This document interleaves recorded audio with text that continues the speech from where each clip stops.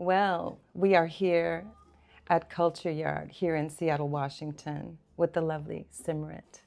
I am your host, Queen Josephine, and I have the privilege of being your host MC tonight at the show, which will be held at Nectar Lounge.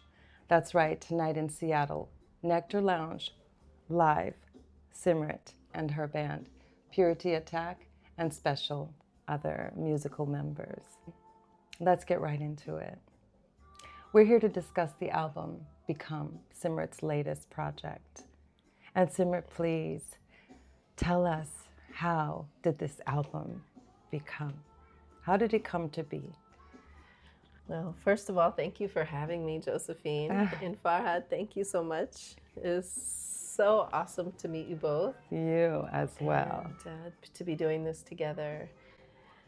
And over COVID, over the pandemic, I wasn't touring, and I have some good brothers back home in Northern California where we stay, and none of us were traveling with music because of COVID. And a good brother of mine, Kenyatta Itola, who I'm sure y'all know Yatta, he used to be the other half of I Grade. Okay. With Tippy. Sold his half to Tippy, but he has done a lot of production and a lot of live music playing with Midnight. And he's a big part, and also Ake Beckham. He's a big Desiree. I mean, all of the VI some artists. Of our deep favorites. Yeah, so he was a big part of that sound. Okay. Yeah, his bass playing and everything. So Yatta, I've been listening to Kenyatta since I was like a teenager, basically, saying that is my favorite bass player on the planet. Who is this bass player? I've never heard bass that just hit me so hard in the soul. Well, fast forward, like 10 years after that, I moved to Northern California and ended up meeting him and his lovely wife at the time. And we became friends instantly, and we always wanted to play music together. The pandemic hit. We started talking and we said this is like the perfect time to play music. So we were actually going to just jam and play some music. We started jamming with Ryan Ishins, who's in the crew. Yes. Another brother, Scotty Big Natty, who's in the crew, and a couple of other brothers. And they were like, Simrit, we need to make an album out of this, because we kept making music, you know, and it was really unique and awesome, bringing our worlds together with my background in roots reggae and how much I love it, and it's my heart and soul. And they were just like, what? You know all this reggae music? I'm like, what? Which brings me to my very next question, Simrit. Yes. With your wonderful journey, music has been an enormous part of your development from a very early age, language and music per se. And I wonder how you made the decision to start involving more of a reggae sound into your presentation. That's a great question. Well, I've been listening to reggae music my whole life, pretty much since I was really, really young. And I always felt such a strong resonance from it from a young age. That was my church from a young age. Even though I was going to the Orthodox Church growing up, I went to the Coptic Orthodox Church, the Greek Orthodox Church, and all of my people from North Africa, from Greece, from the Middle East that were in the Orthodox, including Ethiopians. Yeah. The Ethiopians were there too. So all of us were together, and it just felt so natural. Yes. But how did you decide to, in this latest album, bring that forward and present it to the culture now? Well, linking with my good brethren. The timing. And the timing during COVID, I did not know that I was going to create an album like this. It literally just came through. Different from what you've been working on. And it's one of my most favorite works. It's amazing. And it's from what I've heard from a lot of the fan family, it's one of their favorite works. And so if not their favorite, so people have been asking since the album came out, when are you going to bring this album? We're so excited so I'm like, that you're starting here in Seattle and here with Culture Yard Presents, because this is an expansive step, even for us. We love the divine feminine energy, and we have a great respect for that. But to have an artist such as yourself to present on a platform that's so greatly dominated by the masculine, it's just such a treat. Yes. Well, I'm glad it came through the way it did, because like I said with that question, it wasn't an intention to make a reggae album. It was the intention to jam over COVID pandemic time with my brethren, because we were all itching to play music, especially Yata and I. We were the ones that formed this kind of crew, this group. Okay. He really put everyone together, actually. Excellent. Yata brought everyone together. He was like, I got the perfect band. The catalyst. He called a bunch of people, a couple people we tried. It wasn't really a fit. And then I didn't realize something was orchestrating itself as we were doing this. And then they were like, sis, we have to make this album. We have to make this album. We have to. How long did it take from the time you started and got that click to go ahead and do it to finishing? And years. Really? Years. But it was, I didn't intend on making an album out of the project. And now I want to make more albums. I want to do more of this music with him. I want to continue doing this. But it took years, and the official release was last year. Okay. In August. So it was just really a year ago. So I would say it was like, from the times we started jamming until it came out was about 3 years. Okay. So it's been in the cooker for it's a been nice in the cooker. Long time. Usually it's like half a year at most that it takes me to get an album out, or less. But for some reason with this one, we took our time. That's beautiful. And we're amazed at this project. We are. Thank you. Will you please share with our audience how you came to choose the inclusion of sacred language in your music? Yes. What is your intention behind that? I first heard the language of Gurmukhī, which is, you'll hear in 2 or 3 songs on this album. I might sing a few phrases here. Right. That's it. Very little bit, but it's in here. Gurmukhī is the language that comes from, it's birthed from Sanskrit, and it's a little over 500 years old. It comes from the northwestern corner of India, where the Punjab and Pakistan border.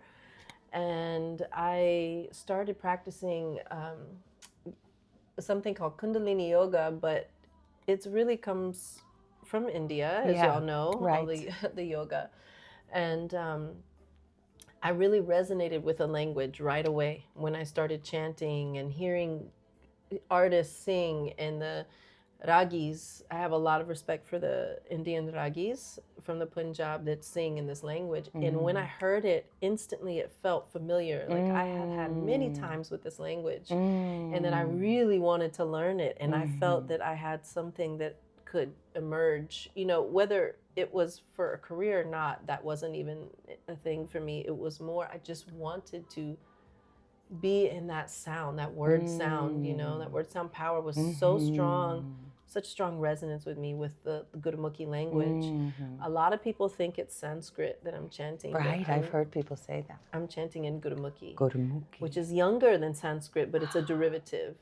And it was meant for the lay people that didn't have access to Sanskrit, because at the time Sanskrit was made for a higher caste. Yes, educated, and even the educated in the higher caste didn't all have access to it. So some of the prophets and the saints in the Sikh lineage in the Punjab area, this language came through one of those prophets. And he shared it with the lay people for the empowerment of people and the to restructure the brain in a way to feel clear, confident, healthy, peaceful, and empowered. That's one thing, if I may interject here, that really occurred to me as I was listening to the music, as I have listened to your music for many, many years. What I have remembered, even though I am not aware of the translation and what the actual phraseology means, I know that there is a vibration and frequency that I can feel, a higher frequency vibration that does feel uplifted. Yeah. And so that's why I'm so excited in these very challenging times that you're here and that we have an opportunity to create a platform with you to share this sacred language and sacred music. Thank you. This heartical music with the world. Thank you so much. Yes, you're welcome. I mean, I have had the blessing of meeting some of these incredible Ragis and having their blessing to learn the language and study the language so that I could deliver it in the best way that I can. I'm not perfect. Okay. You know, in the way that I deliver is. But I did receive the blessing to bring the language in my own style instead of just instead of doing it in the traditional way. But I chose to study for over a decade, and I'm still a student of the language, but I chose to study the language, to learn to read and write, and to understand the meanings. Amazing. And so when I started to study this language, Josephine, it came so quickly. Like within a month's time, I had learned not only the alphabet, but how to read slowly. Oh, wow. And I was like, this is not... It's a supernatural there's something that's already awareness. there from some time ago, I feel. Can I ask you this other question about the language before we go on?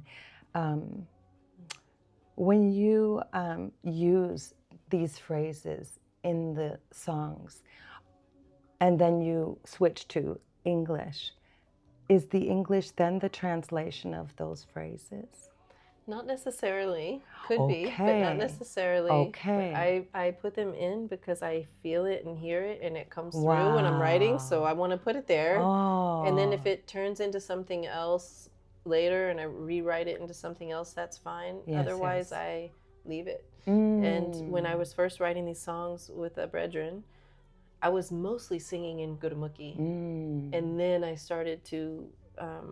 English, I started to bring English into it from there. Right. So some of the things, some of the words and phrases stayed, and they're powerful. It's a language of liberation, truly. Oh, I would say so. I would say so, because it is like going to church. I mean, that some people with that term church, what have you, but the church is the coming together and uniting of the people, isn't it? And when we can come together in that resonance, as you said, and leave changed. Leave the show transformed. That's what I've been looking for. When I go to, that you could go to be entertained, or you could go to be truly uplifted. Music is a portal. Yes. And we can choose what we want to do with that portal. Yeah, it is so powerful. For me, music is the most powerful form of medicine. Yeah. So for me, this music it's fun, it's beautiful, it feels uplifting, it's grooving, I want to dance, and it also has that element, that meditative, and that even in the faster songs, it has that element of that deep mystical healing. I can't explain with words, but I feel it. It's that feeling. Well, there is something to be said for phonetic vibration. We know cosmology teaches it. We know all of the ancient traditions teach the importance of phonetic vibration. Yes. Well, this language in particular too, Gurmukhī, is that. It's a phonetic vibration. The words and the syllables, it's not just a simple repeat this word after me.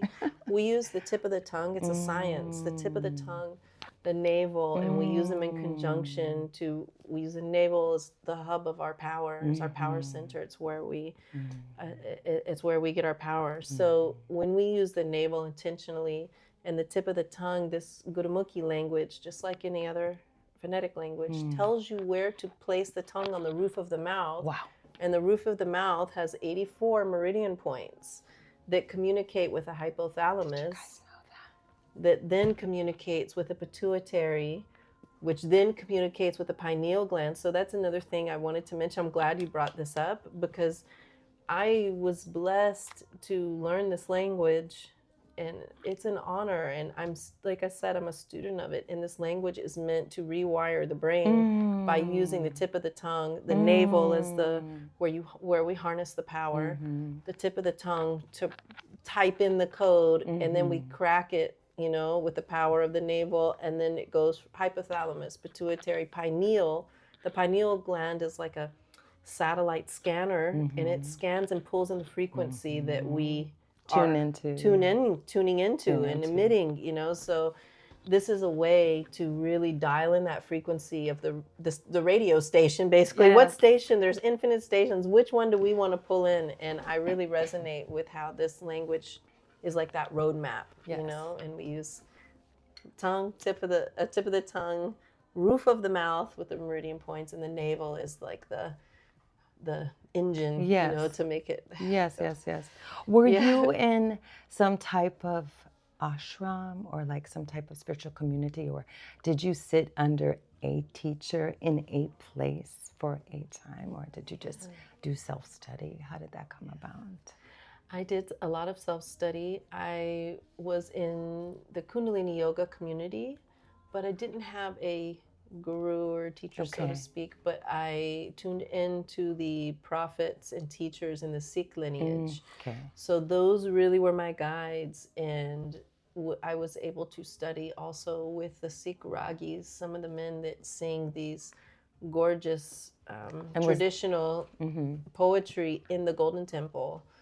And I was able to listen to them and work with them and learn the language, and also use recordings by them and listen to them as I was learning to read and write. And then Gurmukhī. Yeah, so I have had teachers, of course. Yes, I've had teachers along the way, for sure. Mostly in California while you were there? Some in California, some in India, in the Punjab. May I ask a question about a particular song? Sure. Yes, thank you. The song where you sing about the woman, respect the woman, and remember where we come from. Yes. Will you tell us about that song? Yes. How was that inspired? I have always been interested in women respecting themselves more, and as women we deserve the respect that men get on this planet. And so I think for a long time, especially in Western society, women have been conditioned to feel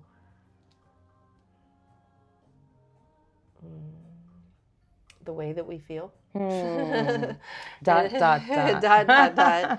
And that is on purpose. I believe that is orchestrated, just like so many other things. Yes. People of color, the system is designed to manipulate in these ways, unfortunately. So for me, women really, I see a lot of women who don't feel grounded or confident or clear in themselves. And when we do feel confident, when we do feel clear, when we do feel grounded, when we do have a firmness sometimes in our communication or in our, we tend to be looked at in a certain way, we're called this or this, or she's too assertive, or she's too this, or, and as women, we are the birthers of life. And that alone is worthy of respect. Indeed. Whether this woman's doing this or dressing this way or doing this, or, a woman is a life-giving portal. We are the creativity of the Creator. Correct. And it is a very, very powerful position and ranking. And so this is all about this. It's we are women. Respect the women. We need more of that. Yes. Obviously, in the world today, women aren't respecting themselves in a way, and then the men in turn are not respecting. This doesn't go for all men. Cycle. There's wonderful men out there. It's true, that's for sure. But the balance. We love our good men.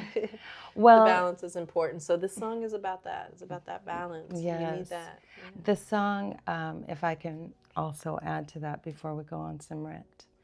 And thank you so much for sharing this and having the courage to stand out as a woman in your empowerment, because you do too also then thereby uplift the other women so that as a collective, if we are united and harmonizing and standing in our divine feminine, we may surely shift Yes. the realms and the masses. Yes. We must stand in our divine feminine. It's a beautiful gift. Oh, And I honor you. I thank you for your beautiful gift.